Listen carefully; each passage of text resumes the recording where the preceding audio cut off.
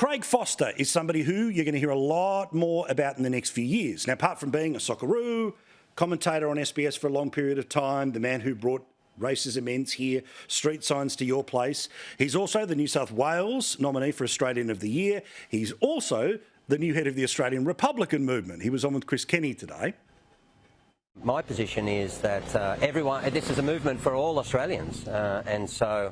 I'm a human rights advocate. I'm also an equality advocate. I'm a fairness advocate. I'm an advocate for egalitarianism in Australia, a huge advocate. And in particular, I'm an advocate against hereditary entitlement, something that I think is anathema to the vast majority of Australians.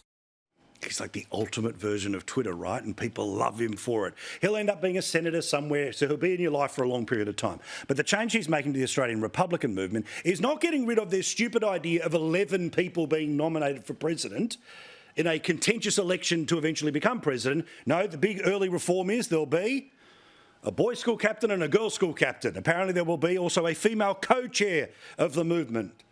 Now, Gary, I personally think that the direct election system is terrible. I think the Republican movement's version of it is terrible. But I love that this is the big change. Yeah, well, Paul, I'm actually very happy with the way things currently run. We've got stability and certainty in the way this country operates. It's like hanging a whopping great big picture up on the wall. You need a solid hook in the wall, and we already have an Australian as a head of state.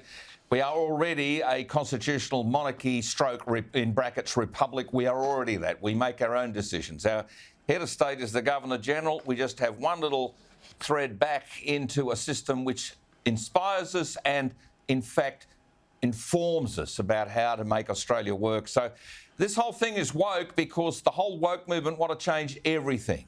They want boys to be girls and girls to be boys, and it's all mixed up.